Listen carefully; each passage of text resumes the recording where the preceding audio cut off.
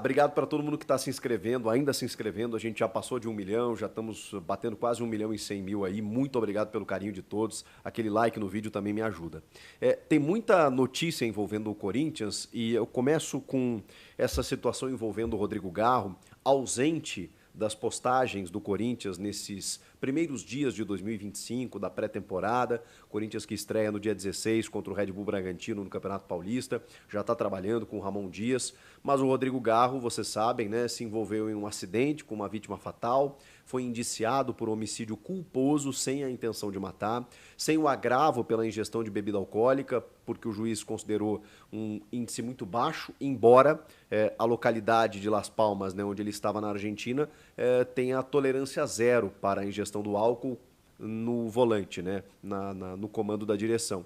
Mas isso não resultou num agravamento do indiciamento por conta do juiz, né? São coisas diferentes.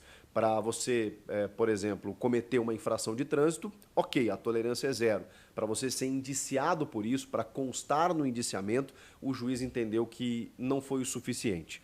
Só que aí o processo está rolando, o Rodrigo Garro solicitou uma preservação nesses primeiros dias, né? Por isso que ele nem está aparecendo nas postagens, não vai dar entrevistas, provavelmente está muito abalado, está tendo o apoio psicológico do clube, está tendo o apoio das pessoas envolvidas no clube, né? Não apenas dos psicólogos, mas dos jogadores, da diretoria, do próprio Ramon Dias, e está respondendo à justiça, né? Acho que isso é o mais importante. E teve novidades durante o dia, apuradas aí pela minha amiga e competentíssima Bianca Molina, da TNT Esportes. Um exame apontou o uso de substâncias, de drogas, do motociclista, a vítima, o Nicolas Chiaravaglio, né? Identificado assim, de 30 anos, foram realizados exames e esses exames eles detectaram no sangue do motociclista a presença de maconha e cocaína. Ele testou positivo para essas substâncias. Além disso, essas amostras apontaram 1,56 grama de álcool por litro no sangue dele. O Garro, 0,56. O motociclista, que acabou falecendo no acidente, 1,56. Acima de 1. Além das substâncias maconha e cocaína. Ele já havia sido, né, identificado como portador dessas drogas e agora o exame apontou que ele também constava com elas no sangue. Tem diferença, né? Daqui a pouco ele apenas portava, mas não tinha ingerido. Nesse caso ele acabou ingerido, utilizando, enfim, qualquer termo aí para essas substâncias. E tem mais, ele estava com a habilitação suspensa há mais de 2 anos, desde setembro de 2022. Além de não estar usando capacete e com as luzes apagadas. Ou seja, o que a gente pode dizer relacionado a isso? Não vou aqui tecer nenhum tipo de opinião, juízo de valor, eu sou completamente leigo nessa questão, mas tem uma leitura meio óbvia, né? É uma notícia boa para a defesa do Rodrigo Garro, na medida em que há um acidente que acaba trazendo uma vítima fatal, mas com muitas intercorrências, né? Muitas responsabilidades do próprio motociclista. Então, o Rodrigo Garro vai responder, vai defender, digamos, responder às autoridades tudo aquilo que for preciso, mas é claro, né, não deixa de ser um episódio traumático aí, que o Garro tenha força para seguir a sua vida e a gente sempre não cansa de desejar né, condolências para os familiares da vítima, né, que acabam sofrendo mais do que qualquer coisa. Enfim, acho que é uma notícia importante, não deixa de ser um atenuante no acidente, mas isso, obviamente, tudo vai depender do julgamento, né, da audiência e desse processo que ainda está em tramitação. O zagueiro Kaká acabou se antecipando e publicou na sua rede social a sua permanência em definitivo no Corinthians, o seu novo contrato. Ele estava emprestado pelo clube japonês, o Tokushima Vortis, e a gente já tinha falado aqui no final do ano passado, né, que ele havia já cumprido as metas estipuladas em contrato para a aquisição em definitivo do jogador, no valor de 4 milhões de dólares, E agora está confirmado. O Corinthians não anunciou ainda, não sei porquê. O Corinthians está com muita coisa envolvida, né, com muitas preocupações, mas demorou aí para anunciar, por exemplo, o empréstimo do Fagner, né, que já tinha até se apresentado lá no Cruzeiro, já está até lá nos Estados Unidos na pré-temporada, e só na quarta-feira, né, o Corinthians confirmou o empréstimo do Fagner. Pois bem, o do Kaká ainda não foi confirmado, mas o próprio Kaká tratou de revelar na sua rede social, com um texto muito bonito, da identificação que ele criou imediatamente, do arrepio que ele sentiu quando pisou no gramado da Neoquímica Arena, diz que aqui é diferente mesmo, aquela coisa toda, né? Juras de amor, e que agora, né, tem a oportunidade de defender essa camisa por mais 4 temporadas. Uma aquisição de 90% do zagueiro, o Corinthians realizou ao custo de 4 milhões de dólares junto ao Tokushima Vortis, ele que estava emprestado. E é curioso, porque ele termina a temporada até na reserva, né, da dupla André Ramalho e Gustavo Henrique, mas foi titular em vários momentos. E, cara, o 5º maior artilheiro do ano. Ele só está atrás do Yuri, do Romero, do Garro e do Memphis. Ele marcou 6 gols. Teve 1 ou 2 gols contra também, né? E teve aquele episódio polêmico, né, dele xingando a imprensa na zona mista, né, passando por lá. Fora as coisas que aconteceram no final da temporada passada, foi um ano, né, digamos assim, atribulado para o Kaká, né? Você gostou da permanência do Kaká? Eu acho que ele fez alguns bons jogos, cara. Logo que ele chegou assim, ele me surpreendeu até pela personalidade, né? É um dos líderes, rapidamente se tornou um dos líderes do elenco. E agora está mantido aí. Talvez, assim, se a gente olhar para o nível que o Corinthians atingiu no final do ano, a gente pode pensar que talvez a exigência para a defesa também ela tenha se tornado um pouco maior do que o nível que o Kaká desenvolve como zagueiro. Agora, eu acho que é um jogador importante para grupo e ele está mantido no elenco aí e ele mesmo tratou de anunciar. Para fechar, gente, essa informação é inacreditável. É inacreditável. Bom, vocês estão vendo aí, tem várias informações sobre dívidas do Corinthians, né? Todos os dias a gente noticia algo diferente. E o Giuliano Bertolucci, que é um empresário parceiro do clube, pelo menos foi das antigas gestões, das gestões anteriores, ele tem uma dívida que é inacreditável. Uma dívida de 78 milhões de reais com o Corinthians. Vejam só, um empresário tem uma dívida de 78 milhões de reais com o Corinthians. Mas mais surreal que isso, é que a dívida com um jogador, por conta de um jogador, porque o que representa essa dívida? São empréstimos que o empresário fez para que o Corinthians pudesse adquirir jogadores, seja por contratação via empréstimo, seja por aquisição de direitos econômicos, seja por empréstimos para pagar salário, enfim. São empréstimos e também intermediações. Né?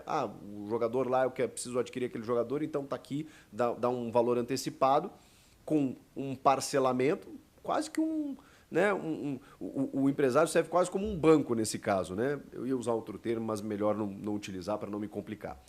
Você paga esse valor, né, o empresário paga esse valor, o clube fica devendo para o empresário, num parcelamento a pagar, né, lá, a pagar de vista, né, digamos assim, mas com um juro, com um ágio muito alto. E aí, gente, o Bertolucci intermediou a contratação do volante Ramiro, que eu gosto, eu amo de paixão o Ramirinho, fui muito feliz com o Ramirinho no Grêmio, mas no Corinthians, ele quase não jogou. O Corinthians adquiriu 70% do Ramiro por 3 milhões e meio de euros. Esse valor de 3 milhões e meio de euros, na conversão com juros já, numa correção em 2021, essa dívida com o Bertolucci, ela estava em 26 milhões de reais. Tá? 26 milhões, para ser mais exato, 411.287 reais. 26 milhões de reais, tá? Que deveria ser pago em 24 parcelas de 1 milhão e 100. 1 milhão e 100 até o final de 2023. O Corinthians não pagou. Essa dívida de 26, ela pulou para 42 milhões. Nesse período tem multa de 600 mil reais e mais 10 milhões de juros. 42 milhões de reais. O Corinthians deve para o empresário Giuliano Bertolucci 42 milhões de reais por uma dívida relacionada ao volante Ramiro, que mal jogou pelo clube e que, detalhe, saiu de graça. Terminou o contrato, foi liberado. Cara, que loucura. E aí tem outros jogadores, né? Porque ele também emprestou 6 milhões de reais numa oportunidade, mais 2 numa outra, são 8 milhões de empréstimo. Aí tem jogadores que ele intermediou negócios, como o Jô, o zagueiro Léo Santos, o Douglas Augusto, o Paulinho. O Paulinho, agora se aposentou, também teve uma intermediação aí no valor de quase 3 milhões de reais. E aí vai somando, gente, 78 milhões. Detalhe, a dívida total é 53, tá? Só que 17 milhões é só de juros. E aí chega no 78. Tá explicado, né? Por que o Corinthians, quando a gente fala, o Corinthians deve 2 bi, mas como é que chegou nesse ponto? Eu pergunto, como que deixa chegar nesse ponto? Comenta aqui, inscreva-se no canal, eu volto na próxima. Tchau! Fala, torcedor do Corinthians. Hoje trazemos informações exclusivas que podem mudar os rumos do Timão dentro e fora de campo. Por isso, já se inscreva no canal, ative o sininho e fique por dentro de tudo o que acontece com o nosso clube. Vamos juntos explorar os desdobramentos dessas notícias que estão mexendo com o coração da Fiel. Segura aí porque vem muita coisa importante pela frente. Começamos com uma reviravolta no caso envolvendo Rodrigo Garro, jogador do Corinthians, que foi acusado de envolvimento em um acidente fatal. Novos exames trouxeram informações relevantes para sua defesa, indicando que a vítima tinha álcool e drogas no organismo e pilotava uma motocicleta com irregularidades. Esses detalhes mudam os rumos da investigação e podem aliviar a pressão sobre Garro, que tem contado com o apoio do clube neste momento delicado. A questão agora é: como o Corinthians vai gerir a imagem do jogador enquanto o caso se desenrola na justiça? A diretoria está atenta, mas as decisões precisam ser cuidadosas, pois qualquer passo em falso pode gerar um impacto duradouro. Enquanto isso, o zagueiro Kaká é notícia no Parque São Jorge. Após meses de especulações, o Corinthians oficializou sua permanência, adquirindo o jogador em definitivo por 4 milhões de dólares. Kaká, que chegou sob desconfiança, conseguiu mostrar utilidade em momentos cruciais, ganhando a confiança da comissão técnica.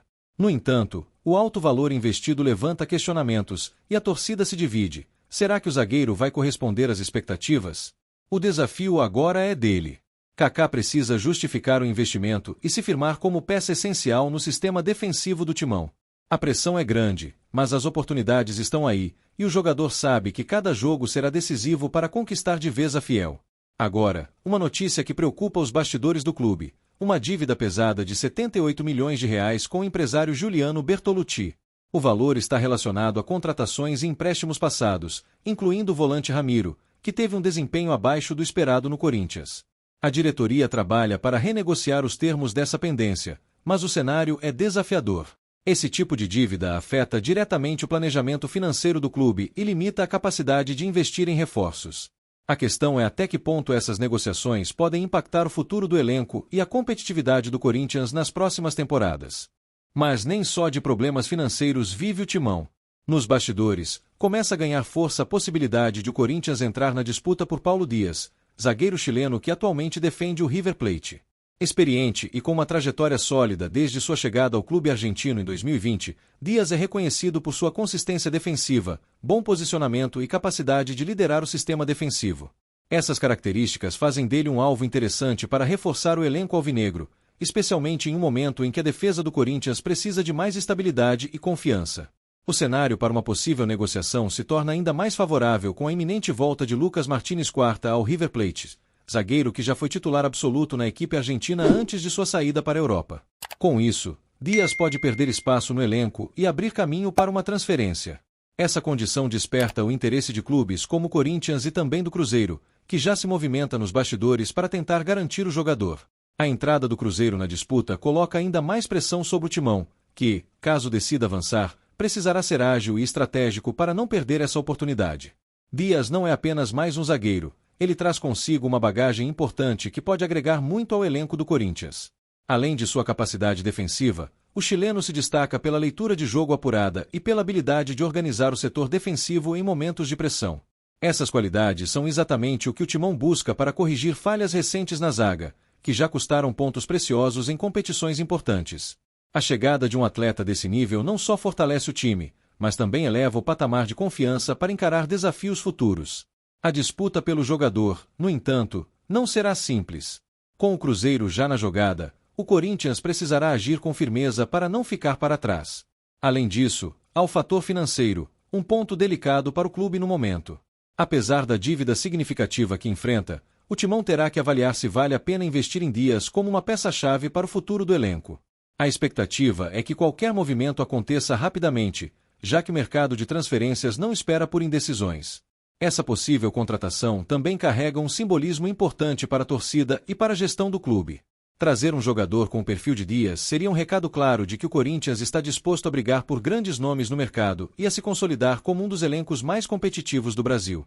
No entanto, tudo dependerá de negociações que podem se tornar uma corrida contra o tempo, especialmente com a concorrência aumentando e o River Plate possivelmente aguardando a melhor oferta para liberar o zagueiro. Agora, resta a torcida a aguardar os próximos passos da diretoria. Será que o Timão vai ousar e entrar com força total nessa disputa? Paulo Dias parece ser o tipo de reforço que pode mudar o jogo, mas o Corinthians precisa agir rápido para não perder terreno. Se confirmada, sua chegada pode marcar o início de uma nova fase para o sistema defensivo do clube e trazer mais segurança para as competições que estão por vir. A bola está com a diretoria, e a Fiel espera ansiosa pelo desfecho dessa história. Essa possível contratação seria um grande passo para fortalecer o elenco em um momento crucial. Se o Corinthians quiser avançar nas competições e manter sua posição de destaque, reforços desse nível serão fundamentais. A questão agora é: será que a diretoria está disposta a fazer esse movimento ousado? Enquanto isso, a torcida aguarda ansiosa por novidades e acompanha cada passo das negociações, sempre na expectativa de que o Timão saia na frente. Então, torcedor, continue acompanhando nosso canal para não perder nenhum detalhe dessa e de outras histórias que estão agitando o Corinthians. Inscreva-se agora mesmo e ative o sininho para garantir que você esteja sempre bem informado. Aqui, você fica por dentro de tudo antes de todo mundo.